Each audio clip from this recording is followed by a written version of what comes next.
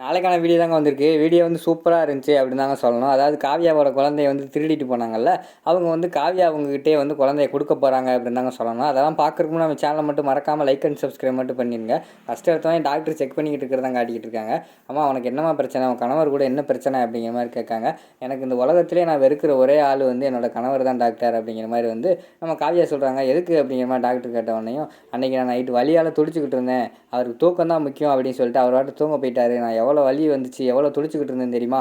அன்னைக்கு மட்டும் அவர் கண்டிப்பாக என் தூக்கத்துலேருந்து எந்திரிச்சிருந்திருந்தாருன்னா இந்நேரம் என் கையில் குழந்தை இருந்திருக்கும். எல்லாமே அவரால் தான் அப்படிங்கிற மாதிரி சொல்கிறாங்க.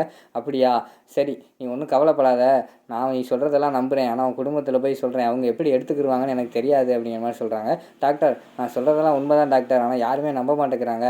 என் குழந்தை வந்து உயிரோடு தான் இருக்குது அப்படிங்கிற மாதிரி சொல்கிறாங்க. சரிம்மா நான் நம்புகிறேன், அவங்க நம்பலாம் என்ன, நான் நம்புகிறேன் அப்படின்னு சொல்லிட்டு, சரி நீ சொல்லு எப்போல்லாம் தூங்குவேன், எப்போ எந்திரிப்பேன், எப்போ சாப்பிடுவேன் அப்படின்னு சொல்லிட்டு அதெல்லாம் கேட்டு வாங்கிட்டு டாக்டர் வந்து வெளியில் வராங்க.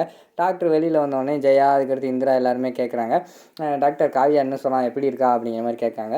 அதுக்கு டாக்டர் வந்து சொல்கிறாங்க, அவங்களுக்கு ஒன்றுமே பிரச்சனை இல்லை, ஆனால் எனக்கு ஒன்றுக்கு மட்டும் விளக்கம் தெரிஞ்சாகணும் அப்படிங்கிற மாதிரி டாக்டர் கேட்காங்க. என்ன டாக்டர் சொல்லுங்கள் அப்படிங்கிற மாதிரி ராமச்சந்திரன் கேட்டவொடனேயும், காவியா வந்து குழந்தை உயிரோடு தான் இருக்குது அப்படின்னு ஆணித்தரமாக வந்து நம்புகிறாங்க. குழந்தை வந்து உயிரோடு தான் இருக்கா இல்லையா அதை மட்டும் ஃபஸ்ட்டு சொல்லுங்கள் அப்படிங்கிற மாதிரி டாக்டர் கேட்குறாங்க. இந்திரா வந்து சொல்ல போகிறாங்க, குழந்தை வந்து உயிரோடு தான் இருக்குது அப்படிங்கிற மாதிரி சொல்ல போகிறாங்க. நம்ம கௌதம் வந்து தடுத்துடுறாங்க. இந்திரா சொல்லாத பேசாமல் இரு அப்படின்னு தடுத்துடுறாங்க. அடுத்து ராமச்சந்திரன் வந்து சொல்லிடுறாங்க, இல்லை டாக்டர் காவியா சொல்கிறது உண்மை இல்லை, குழந்தை வந்து இறந்துருச்சு, ஆஸ்பத்திரியில் இறந்துருச்சு அப்படிங்கிற மாதிரி சொன்னேன். ஓ அப்படியா, எனக்கு அதுக்கு மட்டும்தான் விளக்கம் வேணும், ஏன்னா அவங்க வந்து குழந்தைய நான் பார்த்தேன், குரலை கேட்டேன் அப்படிங்கிற மாதிரிலாம் சொல்கிறாங்க, அதுக்கு தான் கேட்டேன் அப்படிங்கிற மாதிரி சொன்னோன்னே ஜெயாவும் சொல்கிறாங்க, இல்லை டாக்டர் குழந்தை இறந்து தான் பிறந்துச்சுன்ட்டு அந்த டாக்டரே காட்டினாங்க அப்படிங்கிற மாதிரி சொல்லிடுறாங்க.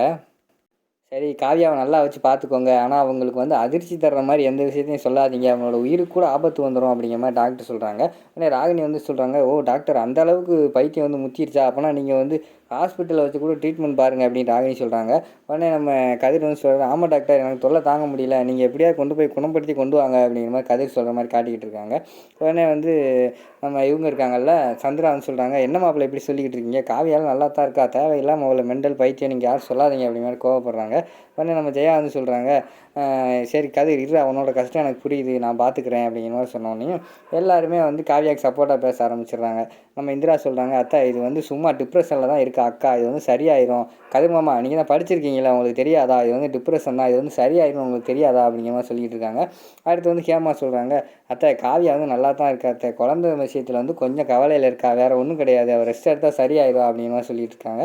உடனே நம்ம இவங்க இருக்காங்கல்ல ஜெயான்னு சொல்கிறாங்க, என்ன எல்லாருமே வந்து காவியான்னு பேசிக்கிட்டு இருக்கீங்க, நான் என்னமோ காவியாவுக்கு எதிராக பேசிக்கிட்டு இருக்கேன், நானும் காவியாவுக்கு சப்போர்ட்டிவாக தான் இருக்கேன், காவியா என்ன இப்போ கொஞ்சம் மனநலம் சரியில்லாமல் இருக்கான் அப்படிங்கிற மாதிரி டாக்டர் சொல்கிறாங்க, மனசில் வந்து குழந்தைன்னு இருக்கான்னு மாதிரி டாக்டர் சொல்கிறாங்க, அதனால தான் பேசிக்கிட்டு இருக்கேன் அப்படிங்கிற மாதிரி ஜெயா சொல்கிறாங்க. ஆமாம்மா அவள் எப்போ பார்த்தாலும் இப்படியே தான் பண்ணிக்கிட்டு இருக்கா, நான் தான் ரொம்ப கஷ்டப்படுறேன், இனிமேல் நான் தான் பைத்தியமாக போகிறேன், என்னையை தான் பைத்திய ஆஸ்பத்திரியில் சேர்க்க போகிறீங்க அப்படிங்கிற மாதிரி சொன்னோன்னே ஜெயா வந்து என்ன கதிர் இப்படி சொல்கிறான் அப்படிங்கிற மாதிரி பார்த்துக்கிட்டு இருக்காங்க. என்னடா கதிர் என்ன சொல்கிற அப்படிங்கிற மாதிரி கேட்டேன்னா, ஆமாம்மா நான் லவ் பண்ணிட்டு வந்தேன், ரோஷினி ஒரு பொண்ணை கல்யாணம் பண்ண போகிறேன்னு சொன்னேன், நீங்கள் வந்து கல்யாணம் பண்ண வேணாம் தடுத்துட்டீங்க, காவியா கொண்டு போய் கல்யாணம் பண்ணி வச்சிங்க, நானும் கல்யாணம் பண்ணிக்கிட்டேன், ஆனால் கல்யாணம் பண்ணதுலேருந்து நான் இப்போ டெய்லி செத்துக்கிட்டு தான் இருக்கேன், நானும் இப்போ சீக்கிரமாக பைத்தியமாயிருவேமா அப்படின்னு சொல்லி அழ ஆரம்பிச்சிடுறாங்க. ஏய் கதிர் சுமார்ரா அப்படின்னு சொல்லிட்டு கதிரை வந்து தோளில் சாய வச்சுக்கிட்டு, நீ ஒன்றும் கவலைப்படாதடா, நான் உன்னை பார்த்துக்கிறேன்டா அப்படிங்கிற மாதிரி சொல்கிறாங்க. நீங்கள் பார்த்துக்குருவீங்க, ஆனால் வீட்டில் இருக்கிற எல்லாருமே என்னை வந்து பெரிய எதிரி மாதிரி பார்த்துக்கிட்டு இருக்காங்க அப்படிங்கிற மாதிரி கதிர் சொல்கிறாங்க. நீ ஒன்றும் கவலைப்படாத, அவங்கள எல்லாத்தையும் நான் பார்த்துக்கிறேன் சரியா, இனிமேல் உன்னை யார் எதுவுமே சொல்ல மாட்டாங்க அப்படிங்கிற மாதிரி சொல்லிடுறாங்க. ஆனால் இவருன்னு கோவத்தில் அந்த இடத்துல இருந்து நம்ம இந்திரா ரூமில் போய் அழுக ஆரம்பிச்சிடுறாங்க. பின்னாடியே கௌதம் வராங்க, என்ன இந்திரா அழுகுற என்ன ஆச்சு அப்படிங்கிற மாதிரி கேட்டோன்னே, பார்த்தையில சும்மா டிப்ரெஷனில் இருக்கிற அக்கா வந்து ராகினியத்தை வந்து பைத்தியம் பிடிச்சிச்சு அது இதுன்னு சொல்கிறாங்க, குழந்தை வேறு உயிரோடு தான் இருக்குன்னு அக்கா நம்புகிறா, அக்காவுக்கு தெரியுது, நமக்கும் குழந்தை உயிரோடு இருக்குன்னு தெரியும், ஆனால் யார்கிட்டையுமே சொல்ல முடியல, இப்போ குழந்தை எங்கே இருக்குன்னு கூட நம்ம யாருக்குமே தெரியல, குழந்தைய வந்து எப்படியாவது காப்பாற்றணும், ஆனால் எப்படி காப்பாற்றுறதுன்னு தெரில அப்படிங்கிற மாதிரி சொல்லிகிட்டு இருக்காங்க. கவலைப்படாதீங்களா, நம்ம வந்து கண்டிப்பாக காப்பாற்றிடுவோம் அப்படிங்கிற மாதிரி கௌதம் சொல்கிறாங்க. எப்படி கௌதம், அதான் தெரியலையே, நமக்கு குழந்தையே இப்போ எங்கே இருக்குதுன்னு தெரியல, நம்ம எங்கே போய் தேட, சீக்கிரமாக வந்து கொண்டு வந்து இந்த குடும்பத்துக்கு கொண்டு வந்து குழந்தைய காட்டினா தான் அக்காவை காப்பாற்ற முடியும், அதுக்குள்ளே அக்கா வந்து பைத்தியமாயிரோலும் எனக்கு கஷ்டமாக இருக்குது அப்படிங்கிற மாதிரி சொல்கிறாங்க. நீ ஒன்றும் கவலைப்படாத இந்திரா, நான் இருக்கேன்ல, நான் இருக்கும்போது நீ ஏன் கவலைப்படுற, கண்டிப்பாக நம்ம 2 பேர் சேர்ந்து குழந்தைய வந்து கண்டிப்பாக வந்து காப்பாற்றிடுவோம் அப்படிங்கிற மாதிரி வந்து கௌதம் சொல்கிற மாதிரி காட்டிக்கிட்டு இருக்காங்க.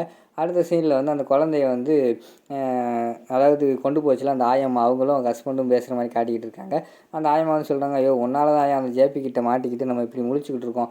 குழந்தைய நீ விற்காமல் இருந்திருந்தால் அந்த ஜேபிக்கிட்டே அந்த குழந்தைய கொடுத்துட்டு நம்ம தப்பிச்சிருக்கலாம், என்னையா இப்படி ஆயிடுச்சு அப்படிங்கிற மாதிரி சொல்லிக்கிட்டு இருக்காங்க. சரி விடுடி, பணத்துக்கு ஆசைப்பட்டு இப்படி பண்ணிட்டேன், என்ன பண்ணுறது அப்படிங்கிற மாதிரி அவங்க சொல்லிக்கிட்டு இருக்காங்க. டக்குன்னு அந்த பக்கம் வந்து ஒரு கால் வருது. ஃபோன் எடுத்து கேட்டால் அந்த ரவி, அதாவது இவங்ககிட்ட ஒருத்தன் குழந்தைய வாங்கிட்டு போனான்ல வடக்கனுக்கு விற்கிறதுக்கு, அவன் கால் பண்ணுறான். யோ இப்போ நமக்கு பெரிய ஜாக்பாட் அடிச்சிருக்கு அப்படிங்கிற மாதிரி சொல்கிறாங்க. எனக்கு எந்த ஜாக்பாட்டு வேண்டாயா, என் குழந்தைய கொண்டு வந்து குடியா, நான் ஜேபிகிட்ட கொடுத்துட்றேன் அப்படிங்கிற மாதிரி அந்த ஆயம்மாவோட ஹஸ்பண்ட் சொல்கிறாங்க. 5 லட்ச ரூபா கிடைக்க போதியா அப்படிங்கிற மாதிரி சொன்னோன்னே வாயை பிளந்துடுறாரு. 5 லட்ச ரூபாயா அப்படிங்கிற மாதிரி சொன்னோடனே சரி என்ன பண்ணணும் அப்படிங்கிற மாதிரி கேட்டவொடனே, இந்த குழந்தையோட உண்மையான அட்ரஸை மட்டும் சொல்லு, அவங்ககிட்ட குழந்தைய சேர்த்துருவோம், அவங்கக்கிட்ட ஒரு பெரிய அமௌண்ட் வாங்கி உன்ட்ட கொடுத்துட்றேன் அப்படிங்கிற மாதிரி சொல்கிறாங்க. சரின்னு சொல்லிட்டு அட்ரஸ் வந்து அவர் சொல்லிடுறாரு. சொன்ன உடனேயும் நீ காசை மறந்துடாதையா அப்படிங்கிற மாதிரி சொல்கிறாரு. நீ ஒன்றும் கவலைப்படாத, உனக்கு வர வேண்டிய காசு வரும், ஃபோனை வை அப்படின்னு சொல்லிட்டு வச்சிடுறாங்க. அதுக்கடுத்து அவங்க 2 பேர் பேசிக்கிட்டு இருக்காங்க. இந்த குழந்தையோட அட்ரஸ் கிடச்சிருச்சு, கொண்டு போய் கொடுத்து நம்ம கண்டிப்பாக லம்பாக அமௌண்ட் வாங்கிடுவோம் அப்படின்னு சொல்லிட்டு அவங்க பிளான் போட்டுக்கிட்டு இருக்கிற மாதிரி காட்டிக்கிட்டு இருக்காங்க. இங்கிட்டு கதிர் வந்து மாடியில் இருக்காங்க. அந்த இடத்துக்கு இந்திரா போகிறாங்க. பாத்தியா அவங்க அக்காவை கதற விட்டேன் பாத்தியா அப்படிங்கிற மாதிரி சொல்லிக்கிட்டு இருக்காங்க. பார்ப்போம் யார் ஜெயிக்க போகிறான்னு. நீங்கள் இந்த வீட்டுக்குள்ளே அக்காவை பைத்தியம்னு சொன்னீங்கல்ல, இதே வீட்டுக்குள்ளே அக்கா வந்து நல்லா இருக்கான்னு நான் நிரூபித்து காட்டுறேன் அப்படிங்கிற மாதிரி வந்து இந்திரா சபதம் விட்டுக்கிட்டு இருக்கிற மாதிரி காட்டிக்கிட்டு இருக்காங்க. அதோட பார்த்தீங்கன்னா இந்த எபிசோட் வந்து முடிச்சிடுறாங்க.